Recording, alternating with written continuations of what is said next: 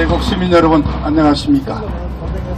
4.15 총선 이후 처음으로 열리는 우리 대한민국 대국 시민들의 이 집회, 정말 무슨 말씀을 드려야 할지 허탈하고 정말 망연자실하고 힘이 없습니다. 그렇지 않습니까? 우선 제 머리가 정리가 잘 안 됩니다. 여러분, 4.15 이후 대한민국의 사회는 아침에면 해가 뜨고 저녁이면 해가 지는 건 똑같겠지만은 정치, 사회, 경제적인 이런 하나하나를 따져볼 때 4.15 전과 4.15 이후는 대한민국은 완전히 달라졌습니다. 자, 권력입니다. 정치 권력이라는 측면에서 볼 때 정치 권력을, 지금 민주주의의 기본적인 제도는 그겁니다. 이 권력을 어떻게 분산하고 상호 견제시켜서 조화롭게 이루어가느냐, 어느 한쪽이 마음대로 할 수 없게 그렇게 해서 많은 사람들의 의견을 절충하고 조정해서 최선은 아니더라도 차선을 향해 찾아가는 것이 민주주의의 어떤 핵심이라고 할 수 있습니다. 그런데 자, 이제 문재인 이 좌파 정권은 대한민국의 모든 권력을 다 장악했습니다. 자, 여러분, 삼권 분립, 입법, 행정, 사법 세 개를 놓고 삼권 분립이라 그럽니다. 자, 행정권은 처음부터 잡았고요. 사법권은 여러분이 아시다시피 우리법 연구회를 비롯해서 특정 좌경 단체 소속 판사들이 25%를 차지하고, 특히 대부분 판사들을 결혼을 메꿔가는 과정에서 진보 좌파적인 경향을 띤 대법원 판사들이 이미 3분의 1을 차지해서 사법권을 완전히 이미 작년에 장악했습니다. 그리고 마지막 남았던 입법권 드디어 4.15를 통해서 장악했습니다. 자, 뭐 103석이지만은 결국은 좌파 쪽 190대 103석 플러스 무소속하고 뭐 안철수에서 이쪽 우파 쪽 결국 110입니다.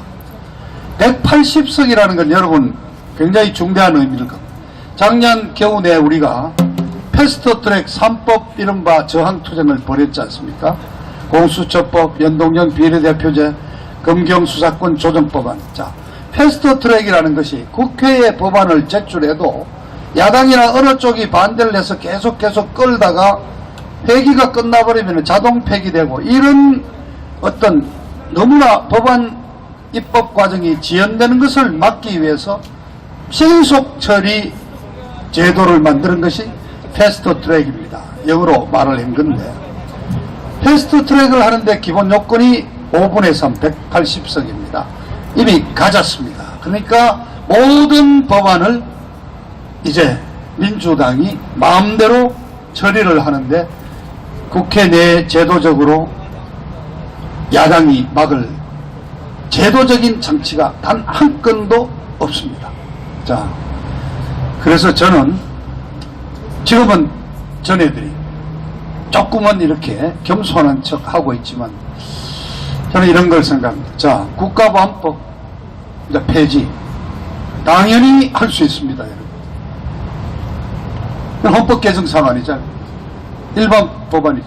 과반이면 되는데 패스트트랙 해당도 안 돼요. 자, 국가보안법 폐지. 그리고 그 관련된 여러 가지 몇 가지 법안이 있겠죠.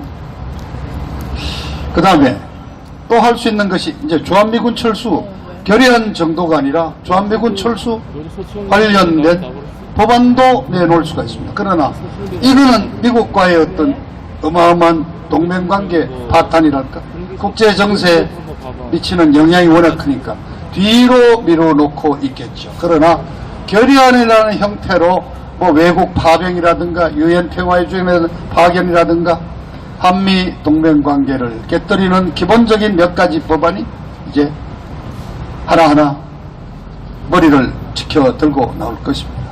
자, 그리고 개헌은 이미 선언했습니다. 자, 이인영 원내총무가 선거 전에 이미 얘기했잖아요. 선거 이후에 새롭게 마련된 정치 지형을 바탕으로 헌법을 개정하겠다. 사회주의적인 토지 공개념 도입하겠다고 그랬죠. 심지어 거기에는 기득권적인 종교 질서를 정리하겠다는 말까지 들어있습니다. 이제 종교까지도 어떤 식으로든가 규제를 하겠다는 말을 했습니다. 자, 그런가 하면 여러분, 자, 미통당, 자, 어쨌든 미통당 야당입니다. 미통당도 헌법 개정한다고 이미 얘기를 했죠. 그래서 나온 게 3월 6일자로 김무성이가 공동 발의자로 한 명이 돼서 나온 이른바 원포인트 개헌법안, 국민발안 개헌안이 나와 있지 않습니까? 이미 148명이 서명을 했습니다. 물론 그 법안은 이제 20대 국회가 5월 30일자로 종료되면서 폐기됩니다만은 이미 확보해 놓은 숫자가 있는데 그냥 헌법 개정안, 국민 발안 형태로 헌법 개정안이 나오게 되고, 여기는 이미 아마 여야가 이미 합의되어 있으니까요. 되겠죠. 다만 그 내용이 이제 어떤 식으로 갈까인데도, 자, 여러분 그렇지 않습니까? 이미 미통당, 자, 어느 신문인, 어느 언론에서 103석을 얻은 것을 가지고 개헌 저지선을 그래도 마련을 했다. 정말 이거는 국민을 우롱하는 참 거짓 기사입니다.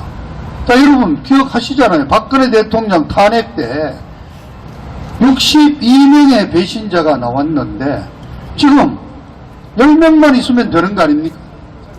그 10명 못 모으겠습니까? 아, 김무성이 아직도 실세잖아요. 20명 박지원에게 해달라는데 더 보태서 40명 만들어줬더니 그게 62명으로 불어난 사람이 있는데 10명 못 데려가겠습니까? 자, 패스트트랙 때 몸싸움 했다고 검찰에 기소되어 있는 의원 중에 이번에 당선된 사람만 12명이 있습니다. 그자들만 이렇게 쑤셔도 그냥 10명 데려갈 수 있지 않겠습니까? 그러니까 여러분, 이 190명을 장하겠다는 이 정치 지형도의 변화는 입법이라는 측면에서 봤을 때는 어마어마한 변화입니다.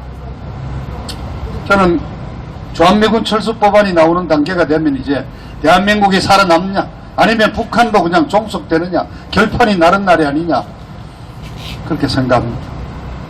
자, 그렇습니다. 그리고 그동안 줄곧 우리가 30, 저도 나이 들고 40년 가까운 그 장년기간 투표를 하면서 지켜봤지만 우리 국민들이 정말 묘하게 균형을 잡아줬습니다. 한번 이쪽을 주면은 지방선거 때는 또 이쪽 편을 세워주고 또 주대 절대 3분의 2는 되지 않을 정도의 과반수 선 정도로 걸치게 해주고 묘한 보이지 않는 어떤 신의 섭리랄까요? 그런 게 작용을 했는데 이번만큼은 아마 저희들 여기 계신 애국 시민들 뿐만 아니라 대한민국 국민 좌든 우든 다들 놀라셨을 겁니다. 그래서 저는 자, 이번 선거는 4.15 총선은 저는 부정선거라고 저는 개인적으로 생각합니다. 왜냐? 보이지 않습니까? 심판이 공정하지 못했고 제도가 공정하지 못했고 시행이 공정하지 못했습니다. 자, 하나하나 듭니다. 자, 선거 막판에 가서 선거 이후에 이른바 재난 보조금이라고 70% 가구에 100만원 주겠다고 그랬습니다. 이건 분명히 대통령이 발언했고 돈을 주겠다는 것이니까 선거에 영향력을 미칩니다. 그렇다면 선거관리위원회에서 제재를 가해야 됩니다. 그런데 국민의 선거 행태에 영향을 미치지 않도록 조심해라거나. 그리고 여러분, 저 어느 젊은 여성 대변인 선거구에 찬조연설하러 가서 인영이가 이번에 여기 당선시켜주면은 100% 다 국민들 다 하겠다고 그런 얘기도 있죠. 이것도 돈을 주겠다는 거 아닙니까? 이런데 왜 선관위 심판이 제재를 가하지 않았습니까? 그리고 사전 투표 제도에 대해서 우리 시민단체 최소한 몇 곳이 정말 지난 3년 동안 열심히 투쟁을 했습니다만은 손 보지 못한 채 사전 투표제가 이번에도 시행이 됐습니다. 그 이유가 바로 패스트트랙 때 이른바 자유한국당이 선거법 협상에 나서지 않고 그냥 필리버스터해서 저들이 원하는 대로 선거법을 연동형 비례대표제 선거법을 통과시켜 줌으로써 아무런 제도적인 장치를 우리가 마련할 수 없었다는 걸 여러분 아셔야 합니다. 그래서 기껏 나온 게 뭡니까? 시민단체니 사회 우파에서 항의가 제기되니까 그 투표함 주변에다가 CCTV를 하나 달아놓겠다. CCTV로 촬영이 되니까 감히 손을 댈 수 없을 거 아니냐. 그게 유일하게 만들어진 제도 아닙니까, 여러분? 그런데 이미 전문이 나오잖아요. 신문지로 CCTV 안에 가리고 그냥 작업했다는 거 아닙니까? 그리고 CCTV가 고장도 자주 나지 않습니까? 실제. 자, 사전투표제에서 뭐 이번에 여러 카톡에 돌아다니잖아요. 서울과 경기, 인천 3개 지역의 사전투표에 민주당 지지율 63%, 미통당 지지율 36%, 세 군데가 똑같이 63대 36, 6336, 6336입니다. 이건 어느 통계학자가 말했대. 이건 정말 수백만, 천만 분의 1이라는 우연이 겹쳤을 때 나올 수 있는 통계다. 그러니까 뭔가 사전투표를 통해서 투표에 조작이 있었다는 것을 충분히 저희들이 의심할 수 있지 않겠습니까? 왜 가만히 있습니까? 그리고 이 우리 대한문 애국기집에 열심히 나오시는 우리 선배님인 정대현 선배께서 방이동에서 자기가 쓴 사인과 전혀 다른 사인이 붙은 봉함지가 와서 개함이 됐다고 항의를 했습니다. 이런 사례가 최소한 2건 이상 좀 분명히 나와 있습니다. 근데 왜 가만히 있냐고요? 자, 그리고 세 번째, 여러분들이 지적합니다만은 정당 투표에서 미통당이 오히려 미래한국당이 34%를 얻었고 민주당은 시민당은 33% 얻었는데 어떻게 지역구 투표에서 무려 163대 뭐 80 얼마입니까? 더블 스코어가 날 수 있느냐? 그럼 민주당 찍었던 지역구 선거에서 민주당을 찍은 사람이 가서 정당 투표에서는 미통당의 미래한국당을 찍어주지 않으면 나올 수 없는 수치가 좀 나온 거 아닙니까? 자, 이런 상황이 벌어졌는데도 우리가 부정선거 의혹을 전자개표기, 그래서 어느 분은 이런 해석을 하더라고요. 전자개표를 이렇게 거쳐가면서 일정 숫자가 되고 나면은 이번에 개표된 것이 이렇게 감흥이 되면서 1번으로 바뀌는 어떤 그런 식의 프로그램이 사전에 되어 있던 게 아닌가. 자, 우연이라고 봅시다. 그 말 속 많은 촉새 같은 유시민이가 이미 얘기했잖아요. 며칠 전에 180석은 무난히 될 수 있어요. 딱 180석 맞추었습니다. 혹시 유시민이가 미리 어디 가서 청기를 한번 읽어보고 미리 보고 한번 또 못 참아서 얘기했던 건 아닐까요? 너무나 우연이 많습니다. 우연이 한 번, 두 번, 세 번, 네 번 겹치면 이거는 우연이 아니라 필연이라고밖에 할 수가 없겠죠. 그래서 저는 부정선거로 정의를 내리고 싶습니다. 그런데 중요한 건 여러분 당사자입니다. 당사자. 바로 미통당, 야당, 제1야당이 투표지 보전 신청을 내고 재검표를 선관위 바로 요구를 하고 검찰에 고발하고 나서야 합니다. 오늘 이 시간까지 아직까지 미통당은 어떤 움직임을 보이지 않고 있습니다. 다만 오늘 아침 조간신문에 드러난 이른바 몇몇 인사들의 인터뷰 내용을 보면은 모든 게 우리 미통당이 잘못했다. 차 모라는 친구가 뭐 막말을 해서 민심을 잃었다. 우리가 뭐 젊은 세대의 민심을 못 잡았다. 아니 그래, 그렇게 미통당은 잘못한 게 많고 그냥 더불어민주당의 아주 압승을 용인해주는 듯한 내용 일색으로 지금 신문에 오늘 아침 보도를 보면 도배질이 되어 있습니다. 자, 저는 다시 한번 촉구합니다. 제1야당이 미통당은 즉각 투표지 보전 신청과 함께 재검표 신청을 해서 부정선거에 대한 진상규명을 하도록 촉구합니다. 여러분 동의하시죠? 마지막으로 하나 더 기대할 것은 검찰이 이것을 부정선거로 인지하고 윤석열 검찰총장이 직접 투표 개표 부정에 직접 수사에 나서는 것도 또 한 가지 남아있는 방법입니다. 그러나 여러분 아시죠? 이미 공수처법이 이제 7월경 실제 가동이 되면 첫 번째 구속 대상은 윤석열이라고 이미 많은 사람들이 얘기하고 있고, 이미 선거 끝나자마자 지금 윤석열 검찰총장을 얼마나 겁박하고 있습니다. 자, 이제 유일하게 그나마 우리가 기대해 볼 만한 윤석열 검찰도 과연 제대로 한번 붙어볼지 기대하기가 어려운 상황입니다. 자, 너무나 암담함.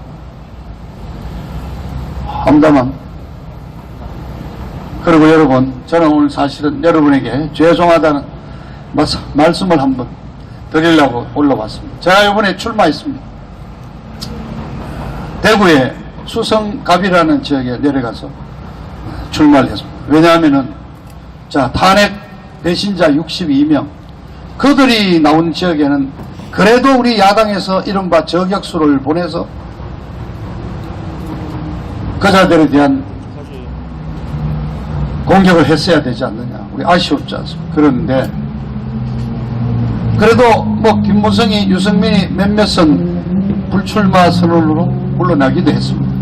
대구에 주역이 하나 있었습니다. 주호영이라고. 이번에 또 당선됐습니다. 바로 3월 6일자 원포인트 레슨 개헌안을 발의하고 아이디어를 내고 국민들의 서명을 받아가지고 발의를 한 또 주역입니다. 그리고 탄핵 때는 판사 출신입니다. 탄핵재판소를 들락거리면서 대통령 탄핵이 헌재에서 인용되도록 열심히 노력한 주역 중에 한 명입니다. 그자가 지역구를 수성을에서 수성갑으로 옮겨서 현역인 민주당이 김부겸 의원과 붙는 지역에 제가 출마를 했습니다. 그래서 제 출마 이유는 탄핵 배신자 조영희를 잡으러 왔다 하고 뛰어들어 봤습니다. 어떻게 하다 보니까 우리 태극기 애국 세력 중에 출마해서 튀어나간 유일한 제가 대표 선수가 되어버렸습니다. 근데 정말 죄송합니다. 아주 참패하고 돌아왔습니다. 민망해서 고개를 들 수 없습니다. 저는 선거 첫날부터 이 태극기를 들고 했습니다. 또 박근혜 대통령 얼굴을 붙여놓고 시작했습니다. 태극기와 박근혜 대통령 얼굴을 붙여놓고 했는데도 실패했습니다. 한계를 느꼈습니다. 탄핵 무효를 얘기하면 많은 분들이 진실을 대면하기를 꺼리고 있다 하는 느낌을 제가 가졌습니다. 그래, 맞아. 박영, 당신 말이 맞아. 맞는데 3년이 지났는데 아유, 그래, 대구에서는 유승민이 하나 쫓아냈나. 그러면 뭐, 아유, 또 뭐, 이래, 넘어가야지. 대통령 안 됐지. 안 됐지.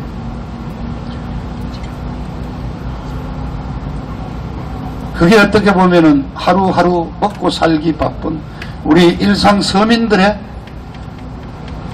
대부분이 갖고 계시는 생각일 수도 있습니다. 또, 3년간 정말 태극기를 들으면서 우리 외쳐왔다. 우리 들었는데, 아이고, 그 태극기 흔들고 뭐 행진한다고 뭐 바뀐 게 있나? 정말 힘이 빠졌습니다. 힘이 빠졌습니다. 그러나 여러분, 그렇게 넘어가면은 뭐 이제 이번 선거도 뭐 국민들이 투표해서 그렇게 뽑아줬는데 뭐 방법이 있나? 뭐 되겠지. 그럴 수는 없지 않습니까? 그죠? 우리는 뭔가 이게 진리가 있습니까? 그렇습니다. 자, 국민이 투표를 해서 290석을 줬다 하더라도 박근혜 대통령에 대한 탄핵은 잘못된 것이고, 그거는 박근혜 개인에 대한 탄핵이 아니라 대한민국의 자유민주주의 체제에 대한 탄핵이었고, 그로서 좀 대한민국의 체제가 위태로워졌다. 그 사실은 변하지 않는 게 아닙니다. 그리고 이 문재인 좌파 정권은 이번 4.15 총선을 겨냥해서 최소한 1년 반 전부터 모든 스케줄을, 모든 정책의 스케줄을 여기에 맞춰왔고, 올해 무려 512조의 슈퍼 예산을 만들면서 70조가 넘는 복지 예산으로 퍼주기 준비를 다 해왔고, 그리고 태극기 세력을 분열시켰고,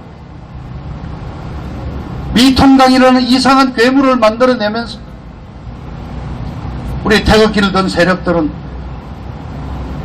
극우 세력으로 밀어냈고, 하여튼 그런 모든 공작의 총체적인 결론이 지금 190석을 저 거대 좌파 야당이 등장한 것입니다. 이것을 우리가 그냥 받아들일 수는 없다는 것만큼은 여러분 분명하지 않습니까? 그리고 그걸 지금 우리가 막아낸들, 뭐가 우리가 지금 부귀영화를 누리겠습니까? 우리 자식들, 우리 손자들, 우리 후손들의 미래를 위해서 우리가 지금 나와서 이렇게 외치고,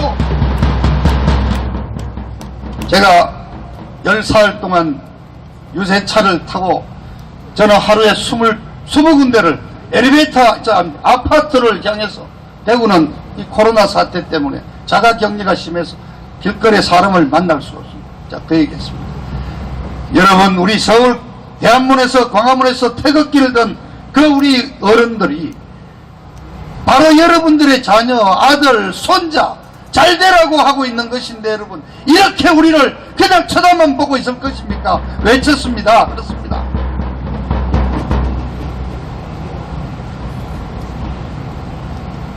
그렇습니다. 우리는 뭐가 진리고 뭐가 진실인지 알고 있고 또 정의인지 알고 있지 않습니까? 지금 여러가지 우리에게 이제 이렇게 정치 지형이 바뀐 이후에 또 한 가지 예상되는 것이 중국의 영향력입니다. 어떤 현역 정치인이 솔직하게 얘기한 적이 있습니다. 한국 정체, 여야를 막론하고 중국의 영향력이 상당한 것 같다. 그래서 나 물었어요. 혹시 어떤 돈이랄까 어떤 페이버가 이렇게 왔다 갔다 하는 것을 볼 수가 있느냐, 본 적이 있느냐. 그렇진 않지만 뭔가 있다. 그렇습니다. 이제 그 문제는 이제 앞으로 우리가 또 탐구하고 우리가 추적해야 될 과제 중에 하나입니다만은, 법안을 뒤져보면은 중국에 유리한 관련 법안이 수십 개가 지금 입법이 되어 있습니다.